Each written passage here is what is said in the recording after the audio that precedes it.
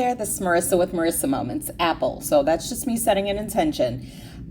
Here's the thing. What I hear is stop insulting yourself and then refurbishing it, that's an interesting word, as being motivation, right?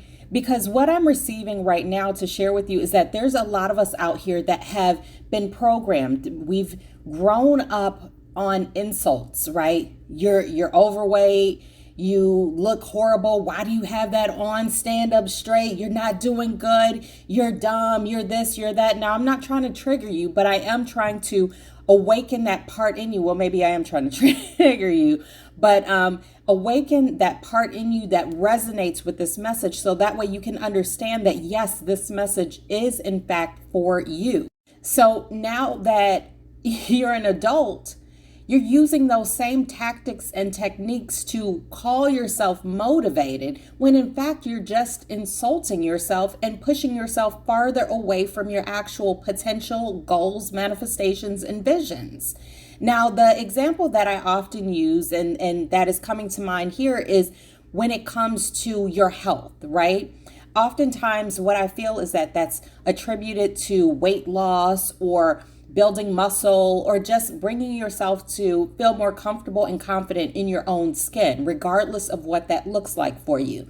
But what I'm seeing is someone that's referring to themselves as fat, right?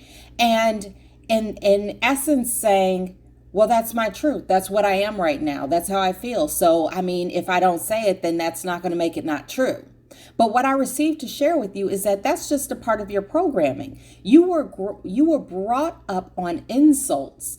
And so that's the way that you continue to address yourself, whether that be your truth or not. What I received to share with you is that if you want to make a shift in that dynamic, if you want to make an actual shift when it comes to your own person, whether that be physically, mentally, however that is, emotionally, then you have to start with that those programmed notions that serve nothing other than to keep you at a bottom location, right?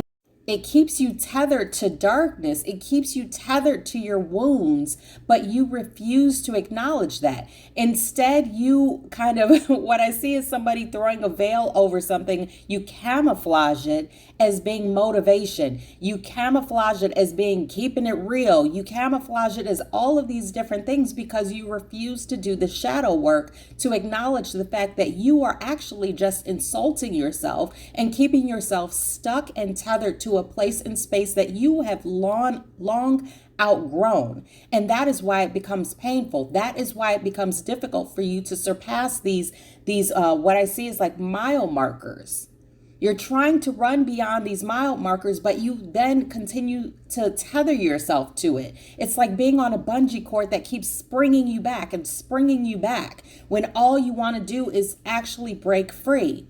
What I hear to share with you is don't be afraid to cut those cords. Do not be afraid to reevaluate. And what I see is, well, reassess, reevaluate, and then reframe the way that you have been programmed, the way that you consistently speak to yourself, because continuously insulting yourself is not getting you to where you want to be.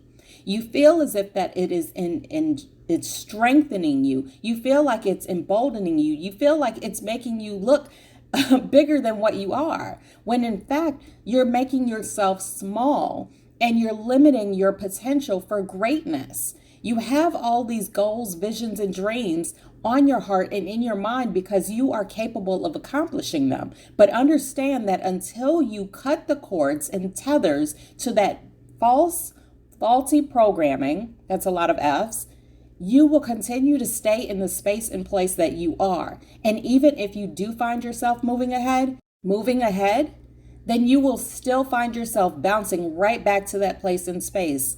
That's why with that same example that I gave earlier, when it comes down to losing that weight or getting to a specific health goal, or even moving into what I see is like a new employment position, you will constantly find yourself at that same place, that same starting point, whether it be emotionally, I just made up a word, mentally or physically, you will continue to find yourself back in that same place and space because you refuse to cut that tether, that cord to that faulty, false, toxic programming. It is not you being real. It is not you being bold. It is you keeping yourself stuck.